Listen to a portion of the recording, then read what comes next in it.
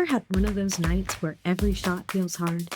Today on the Lucky Breaks podcast, our guest Nicolas Ha, a top amateur player in Santa Clara, explains that pool isn't just about mechanics or aim. It's a game of three sides: mental, physical, and what he calls the third side. He breaks down how they all work together. We hope you enjoy. Welcome, everyone, to the next edition of the Lucky Breaks podcast. I am excited to be here today with Nicolas Ha, and we're going to talk about some aspects of the mental game, as well as some other interesting subjects as it comes to the game of pool. Before we dive into that, Nicolas, why don't you tell us a little bit about how you got into the game, what inspired you to start playing so seriously, and let our audience know what you're all about. Yeah, thanks for having me. I started playing pool when I was in high school, probably 17 or 18. I went to a bowling alley, and there was a pool hall, and it was probably one of the first times I've picked up a cue, and the first time I played it, I just fell in love. So that's where I started, and then my buddies and I, we would go to different places to play pool, ranging from the quarter machines to SF State. They had a few pool tables down there. Mm-hmm. I'm not sure if they still have it, but eventually I went to UC Davis. They had a pool team. Oh, wow. Yeah, and a pool club, and we played against other schools. Oh. It was really fun, yeah. There were different aspects of pool there. Everybody's just trying to help each other out, play the game, and really enjoy learning with each other. Okay. But yeah, also very competitive. Yeah, I have questions about this. Yeah. So was it kind of sponsored by the school itself, or was it kind of organized by yourself? It was organized by two people. Okay. They set it up, put posters around the campus, and whoever wanted to join can just stop by and play. Okay, so there weren't like tryouts or No. anything like that. Okay. Yeah, there were tryouts for some things. Uh-huh. We played against other schools. The main one being, I think, Menlo Park or San Jose State. I don't remember which one. Mm-hmm. But we had a Moscone Cup style. Oh, fun. It was 5 of us versus 5 of them. Uh-huh. I was never good enough to be in the team, but it was a really fun thing watching people play. Mm-hmm. And we had other tournaments too. Like everybody from this school would go against that school. Mm-hmm. Yeah. And it you'd was all good. go and like cheer them on and things like that? Okay. Yeah. It was maybe twice a year kind of thing. But even in between those 2 events, we would play against each other, hang out, grab food, and just play pool. Mm-hmm. Now, did you have like a coach on the team? No. There were, I think, 2 guys who would come in not going to UC Davis, but they were really good. So they would show us how to do certain things, and they would enter the tournaments. It's every Friday, $5 to enter. I think it was handicapped, so it makes it more beginner friendly. Yeah, super fun. They'll show us how to play pool. Yeah, everybody can learn something over there. Oh yeah, for sure. Okay, well, so and then since then you've just been playing casually, seriously, competitively. Yeah, I think pool comes and goes in different parts of my life. I think for most people it's like that. You really want to learn the technical side of pool, play in leagues, get better. And there are some periods, it could be days, it could be months, it could even be years of just not playing a lot of pool. So I love tournaments. I used to do more of that, and also leagues. I played in Boston as well. They had a few leagues. I play like twice a week, 3 times a week, and different teams, and that was all good. It was good for socializing, meeting new people. Yeah, very cool. So when you talk about the tournaments, are you usually just sort of working towards the next tournament? And how do you kind of fit that into your development? And like, are you working on certain things as you get ready for a big tournament? Yeah. There are different kinds of tournaments. Every week, Friday tournaments at Lucky Shot, for example. That's not really a big tournament. I don't really prepare for those. Yeah. If I play in those, I just show up. I want to do well, but also I'm there to have fun, hang out with friends, and things like that. Yeah. If there's a tournament that I really want to play well in, I do prepare for it. And there are certain rituals. I would practice for 2 weeks, play 3 to 5 hours every day. And then for the day right before that, I just not practice. Oh, really? Yeah. And that's just my relaxing day. But there are also little things that I do that I think would get my game better, especially during tournaments. I tell my teammates all the time, doing your laundry. Okay. Yeah, because we might get into that later Yeah. too. Yeah. And that pool is such a mental game. For sure. If there are little distractions that you have, for example, you're driving to a tournament and someone cuts you off and they flip you off, like, how's your mental state after that? Right. Do you just brush it off, or do you get flustered by it? Or if you have some emails at work that you need to send out while playing pool, you're thinking about that or in the tournament in the zone. Yeah. So there are little things that it's not the technical and the physical side of pool, but it is the mental side and also the third side that I don't think many people think about. It's their lifestyles. Yeah. So I'd say that's like the personal side of pool. Well, why don't we dig into that now? So when you think about those three sides of pool, tell me what you mean by the technical side, the mental side, and then this third side. Yeah. So technical side, you can find these in books. How to shoot a shot, how to stand, everything that you can see in a video. So when they record you, how the balls move, that's the physical side. Yeah. Mental side is, I like to say, when I see a player shoot, if I want to see how good they are as a shooter, the physical side, I see how they make the ball, how they get positioned. If I want to see how strong mentally they are, I see how they miss the ball. After they miss the ball, how do they react? Do they get flustered by it and throw their cue on a really difficult shot? Or usually they just walk back to the chair, sit back down and wait for the next shot. Yeah. Like very calm. Yeah. I remember a good friend of mine talked about this where he said, I want to learn how to develop my poker face so that I can walk away from the table and not have that, dejected look on my face because, it's an important part of the game. Yeah. And that's the mental side of pool. And not just pool, but a lot of different things in your life too. How you deal with pressure at work, with your spouse, with your coworkers. I love competition. Ever since I was a kid, I played chess, I played Magic the Gathering, and in tournaments. I joined the Scrabble club too at UC Davis. That was fun. That sounds so fun. There's just like so much competitions in life that I just love. It could be one-on-one, it could be teams, basketball when I was a kid. But dealing with mistakes, losses, knowing how to deal with those, that's just as important as knowing what to do to win. And then, okay. And then what about the third game or the third angle? Yeah.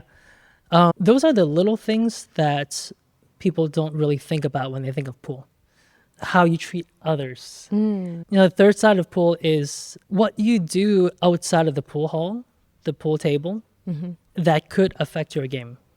Like I mentioned earlier, whether or not you did your dishes or did your homework or sending that email out before a tournament, or if you had an argument with your spouse earlier that morning or that day, that all affects your pool game. Yeah. Whether you owe someone money or anything that will distract your mind from what's really going on at the pool table. That's part of, I wouldn't say mental game, nor is it the physical side. It's your life and your lifestyle that changes your game, or the food that you eat. Yeah. Well, what it makes me think about is the example that came to mind, and tell me if you think this fits. I was thinking, like a lot of times I like to call my dad on the weekends, and something about that exercise makes me feel more relaxed, like I'm more balanced because I've had that good conversation with my dad. And it's not really related to the game, but it might put me in a more relaxed state, or the right place to get into flow once I get at the table. Yeah. Yeah. Totally. Yeah. Yeah, because when you get down to shoot a shot, some shots require more focus. So if all your focus is not there, you might shoot differently. And playing good pool, I don't think it's okay to compare yourself with other people, but what's the best pool that you can play yourself? Yeah. So here's an example. I'm curious Because as you're describing this, I'm realizing I have a pretty stressful job sometimes. And I know when I play League after a stressful day, I almost always will play worse than I will like on a weekend when, I can call my dad or wash the dishes or what have you.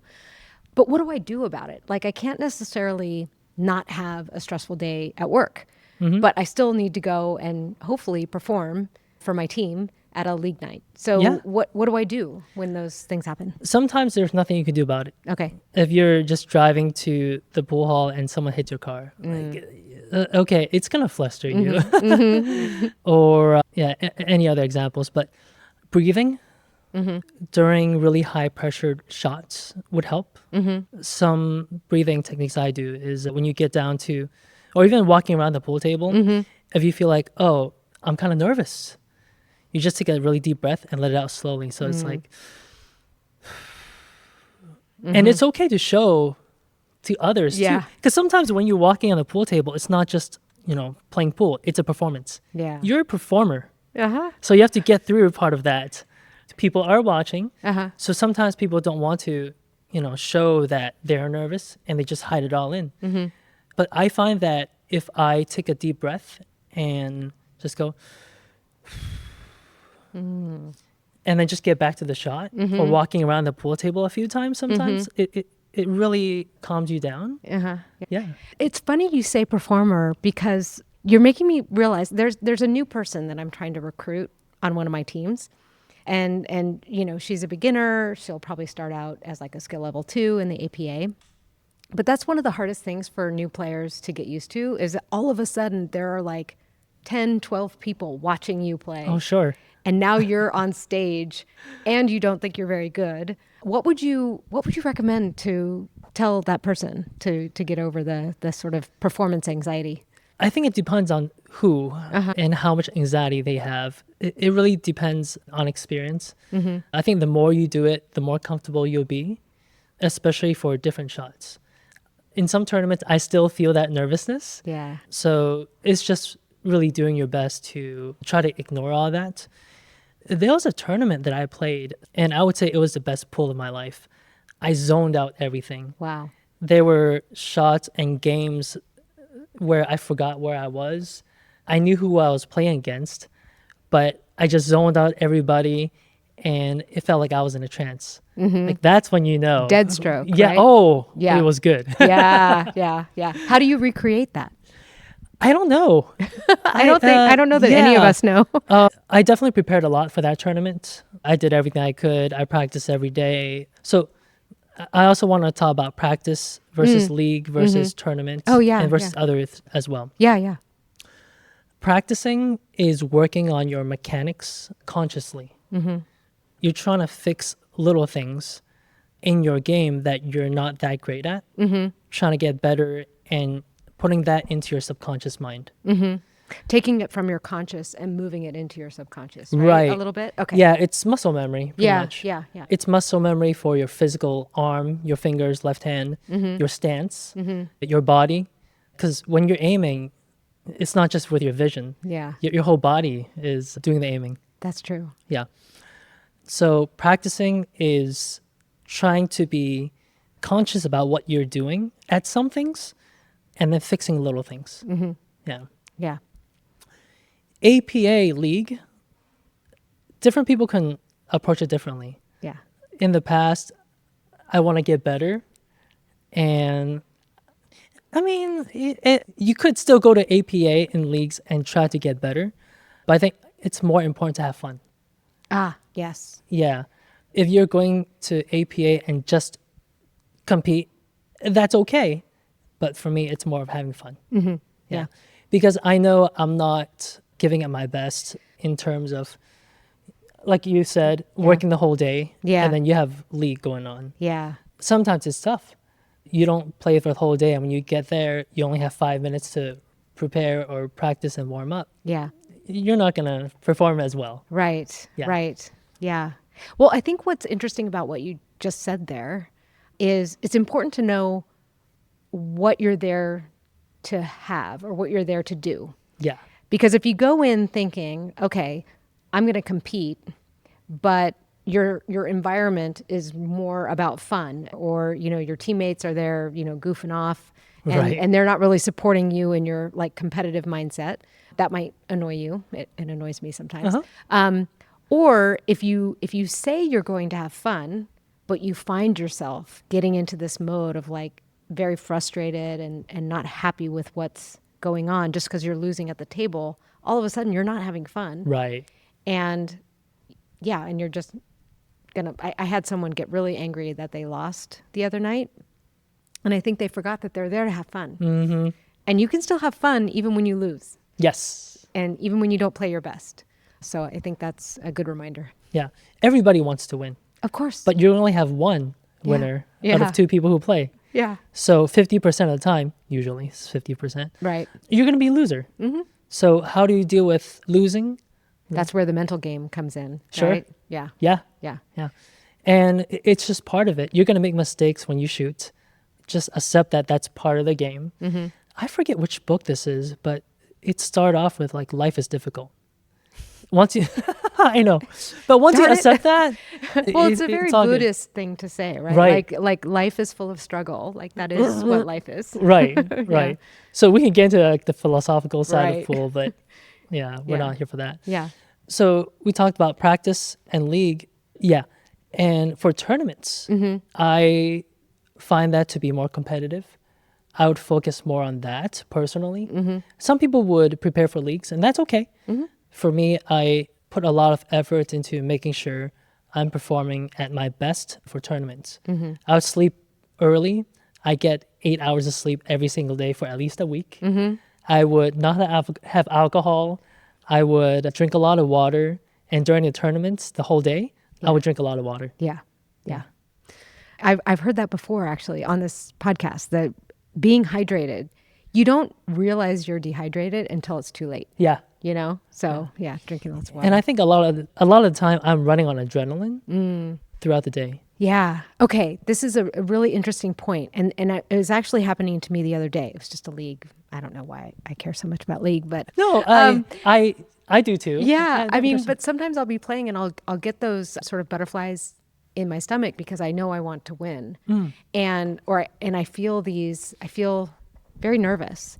And I used to think of it as bad. Like I needed to like not be feeling that way and not have those nerves be coming up. But since then, I've realized it is a little bit of adrenaline that's causing it, and that it actually is telling me that I care, and that I've turned it around into, no, it's actually a good sign. It means I'm there to win. Yes. So what are your thoughts on that? I forget who I heard it from, but what you're feeling, that nervousness, it's your body telling you to prepare for the shot. So it's not a bad thing that you're feeling nervous. It's just part of it. Yeah, because it's not easy. I Right. mean, I think that's what's interesting about this game is it's not easy. And sometimes we do suffer the agony of defeat. Yeah. And we, several of us have shed some tears over the game, but yet we keep coming back for more, Yeah. and we don't have to, but we still do it. And so I think that's an interesting, window into the human psyche a little bit, like how we actually crave this competition and this sort of thing. Yeah. Yeah. It's good to have a purpose when you're playing. Why you're at the pool hall. Are you there to get better at the game? Are you looking for a competition? Do you want to win a prize money or a trophy? Or do you want to just practice and hang out? Yeah. Yeah. I think part of what we need to do when we're in the middle of a match is find a way to recover, and I think each of us has maybe some things that help us recover when we've had a setback during a match. But what do you advise people to really think about if you've had a setback during a match and you want to get back on track? Sometimes it's not easy. Yeah. I was playing at the U.S. Amateurs. I lost that match against Poe, but he was leading 6-0, and it's a race to 7. Wow. At that point, I could have been like, hey, I'm done. There's no way I can come back. Less than 2% that I'm going to win the match. Like, why try? But once you have a chance, you have to stay focused. Don't think about the scores. Just do the best you can. Did you do anything intentional to sort of, like, did you have any self-talk that you told yourself in the moment? No. Techniques and things like that? Yeah. Getting back after, there's a difference between missing a shot versus you're down 0-6. Yeah. It's a huge difference. Mentally missing a shot and, it's still pretty early in the game, that doesn't bug me. I know that missing is part of the game, and I'll just need to focus a little bit more. And it depends on what kind of misses that is. If I miss a really easy shot, or I know, okay, that was a tough shot, it's like 50-50. Yeah. Right. Because sometimes it just happens. Yeah. So you could do different breathing techniques, just sit up straight. I know I'm slouching I now, know. but when I'm playing competitively, I try to sit up straight, not just for myself, but also showing respect to the other player too. I won't try to stand in front of the shots or anything, but we'll talk about that because that's part of another topic. Yeah.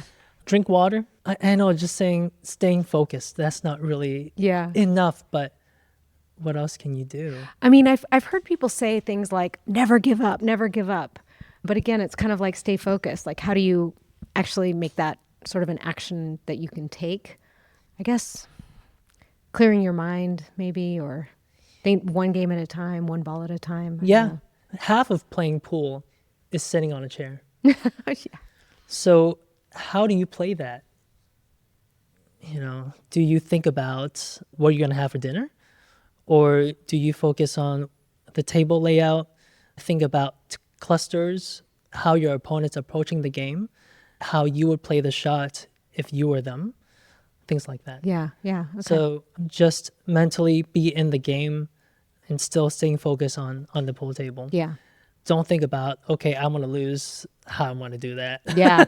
I have a tendency to start thinking about, okay, what is my consolation prize if I lose this match? Like in my head, I'll be like, oh, I get to go home early. I get to, call my dad or go grocery shopping. Trust me, it happens to me too. Okay. I sometimes think about it. Okay. And especially against good friends, because a lot of the competition, you play against the same people, and you would develop relationships with people. And that's what I love about pool.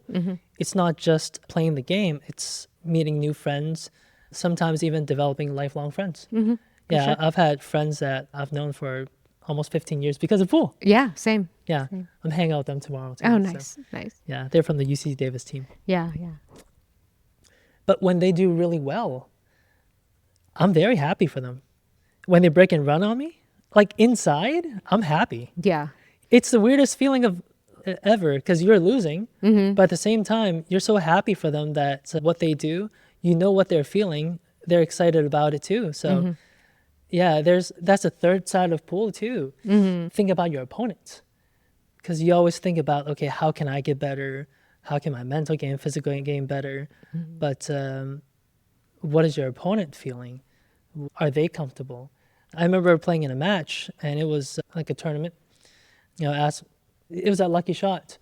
I've never seen this guy before. He's from somewhere else, and I asked him, "Hey, do you want some water?" It's just part of treating people. Yeah, sportsmanship. Yeah, for sure. Yeah. And now you probably made a new friend for at least an hour while you were playing, even if they're not lifelong, for sure. Yeah. Well, what about the darker side when and hopefully this doesn't happen very often, but it does happen where you feel maybe the environment is not as supportive or has a lot of distractions, or even, God forbid, your opponent is actually doing something that is either intentionally or accidentally distracting. Yeah. Unfortunately, you're going to find bad apples everywhere once in a while. Yeah. There's a difference between sharking and cheating. Cheating is manually changing things on the table, moving balls around, changing the scores, things like that. Sharking is trying to mess your opponent's mind up by doing certain things. For example, you can stand up while they're shooting. There's no rules in pool that says, hey, you have to sit down while your opponent's shooting. But that's just, unwritten. It's a common courtesy. Right. Etiquette. Yeah. Don't talk while they're shooting, things like that.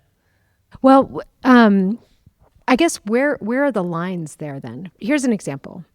You could have someone say good shot, And that could be seen as sportsmanlike. Mm. But you could also prefer they not say anything at all. Or they could be saying like, oh, good shot. Or, like there's a little bit of a gray area sometimes in all of that. For me, you could try to block out what they say if you feel like that's negative. I think intention matters.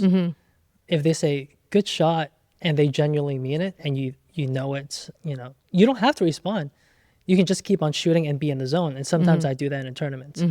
And sometimes you say thanks. Yeah, so it really depends on what you're feeling comfortable with, but you're not obligated to respond.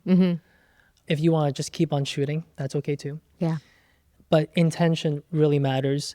I think we've all had experiences. The one that comes to mind for me, just to show a first example, I was playing in Vegas at Nationals, and my opponent was a person with, I don't know if they were doing it intentionally, but they certainly weren't being considerate. But they were jumping out of their table. They were like sitting on their feet on the chair. Like they were just sort of like, it felt like antics in front of me as I'm shooting. And that just seemed, at least inconsiderate, and at worst, like it was intentional. And I know these kinds of things happen all the time. So like examples from your experience at the higher levels, I think would be kind of an interesting case study. Yeah. It's so rare to meet people who try to shark or try to cheat. It's pretty rare that you do. You meet that in league. Because once people hear, oh, this is a guy that does it, okay. Yeah. He's going to be blacklisted in someone's mind. Yeah. And I believe that people won't remember you for a specific shot or even a specific game or specific tournament. Like in 10 years, nobody's going to remember if you made that shot or not. True. But they will remember how you made them feel. They're going to remember if you have sportsmanship or not, but not even how good of a player you are. They might remember it, but how you make them feel when they're playing, they'll remember that. Yeah. So it's good to treat everybody with respect. Yeah. And I guess in our community, it's a very small community, like you said, you know, and, if you have a falling out with someone over a game, that can, follow you around for a while. Yeah. So tell us a story that was somewhat impactful for you. Yeah. I'm not going to mention which tournament or who it is, but it was at the finals. And he was up 8-6. It's a race to 11. I came back. Now I'm up 10-8. And he won the next one. Now it's 10-9. So in the beginning, he was sitting in his chair, very good sportsmanship and etiquette. But near the end, he started standing up for all the shots while I'm shooting. And there was a shot that was a very close call, at least from his side. When I saw the shot, it was totally clean. Yeah. He and his friend, they were standing pretty far away, 10 feet away, behind the rail and in front of the rail. So after I shot it, they said it was a foul. He said it was a foul, and it was not. Yeah. So he was trying to cheat, but you can stop it. You can argue back and call goes to the shooter. Right, call goes to me because they were so far away. No one was shooting a shot. And you're it the was shooter. Clean. It was a clean shot. Yes. Yeah. Anyway. Yeah. When you're playing pool for 15 hours and you encounter that, that's number one. It was disappointing because I thought he was a really good shooter. But after that, he's still a good shooter, but I've lost respect for him as a player. Yeah. And his friend too, because they were trying to cheat. Well, and they argued about it, right? Yeah. They did. But sharking, it happens everywhere. And it's a good lesson for me to just try to ignore it and get back into focus. But it's tough.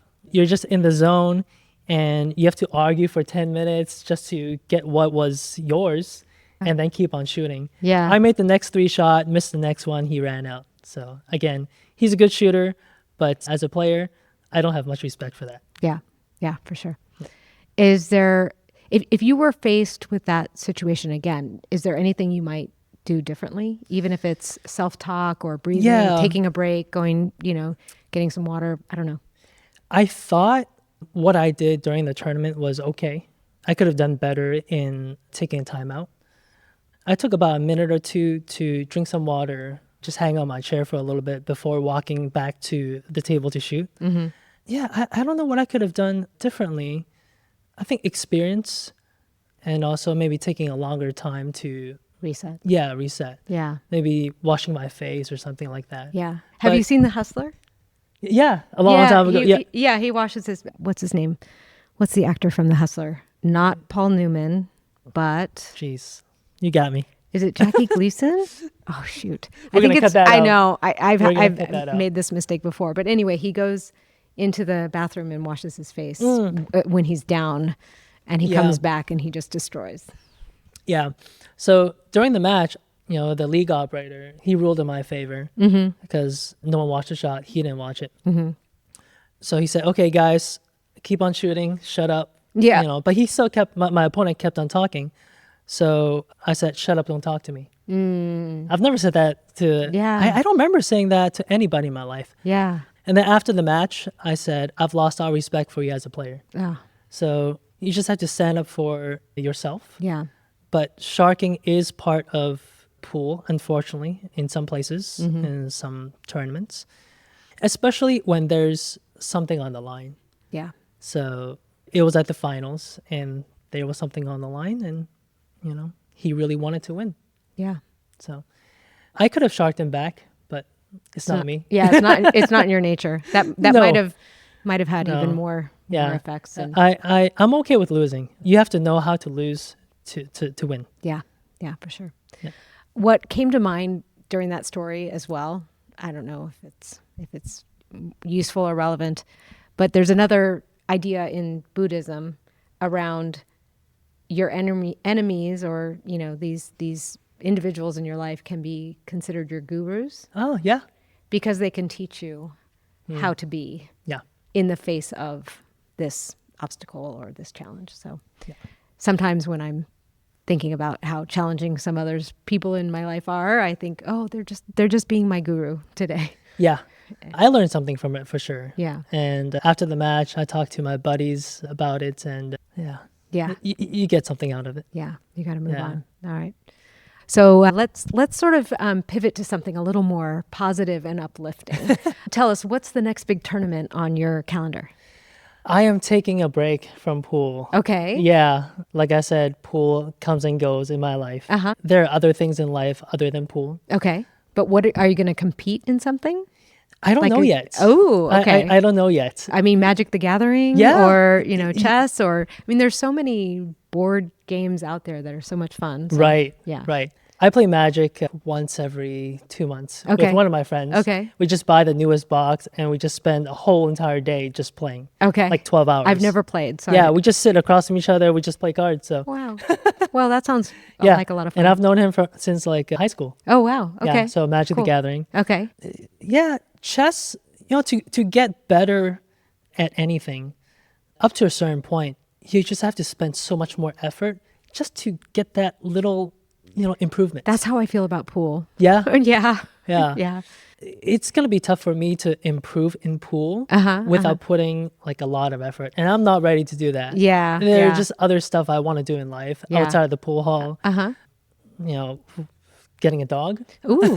Yeah. Well, that sounds positive. Yeah, walking at the beach, hang out with friends and family, eating good sushi and things like that. So you're going to take a break from competition, is Yeah. what I'm hearing. Okay. Yeah. Okay, Yeah. cool. I'll still hang out in a league and play a little bit. I think socializing, I still need that Yeah. in a part of my life. Yeah. But practicing 3 to 5 hours every day, making sure I have a schedule to follow. It takes discipline, and to play at the highest level of pool and to improve after a certain point in your pool career. It's not easy. Yeah. Well, Yeah. I guess I really like that idea though, because you may be taking a break, but it's not going to be out of your life, Right. and that's fine. That's natural. Right. Yeah. And it could be that because I've taken a break from pool, that when I get back to it, I'll be more focused because other parts of my life, I'd say it's more resolved. Yeah. The third angle Right. of your life. Yeah. Right. Yeah. Your work, friends, family, girlfriend, boyfriend, whatever. Yeah. So there's a book that I like to recommend for people to read. It's nothing on pool, but it would help on the third side of pool and the mental side of pool. It's called the 4 Agreements. It's 4 agreements that you would live by. And one of them is always do your best. The other one is don't make assumptions. So just 2 of those 4, I mean, it takes you a long way in the mental side of pool, how you approach it. When you miss a shot, okay, you've done your best. There's nothing much you can do about it. So. Yeah. All right. We'll add that to the show notes for sure. Okay. I have heard of that book, but I haven't heard it used in relationship to pool before. Yeah. So I'll look at it in a new light now. It's a pretty cool book. Yeah. Very good. Okay, cool. All right. Well, what is your question for the 8 ball? And when you press the button, make sure you hold it next to the mic. Okay. Is it just going to be like any question? I know. Any question. It doesn't have to be even pool related. Okay. Am I going to get a dog before 2026? I don't know the answer. Oh, I don't know either. Okay. I guess nobody knows. Yeah. Well, But I do want a I dog. kind of hope you do because they are such a wonderful Yeah. joy in our lives. Well, pets are in general. So, Yeah. well, thank you so much for being on the show. Thanks for having me. Yes, it was wonderful to talk with you. And I definitely have some things I'm going to read up on. And thanks, everyone. And we'll see you next time on the Lucky Breaks podcast. That wraps up another episode. A big thank you to our guest for joining us today and sharing their story. If you want to connect with our guest, their contact info can be found in the show notes for this episode. Also, please show your support by liking and subscribing. We hope you enjoyed this episode of the Lucky Breaks podcast. You can find more episodes at youtube.com/@luckybreaks-podcast or by searching for Lucky Breaks on your favorite podcast player. This episode was produced by Sue Lueder, Aaron Schulman, and Beth Jung. Thank you for your support. Sign up to be a guest on a future episode from our YouTube channel page.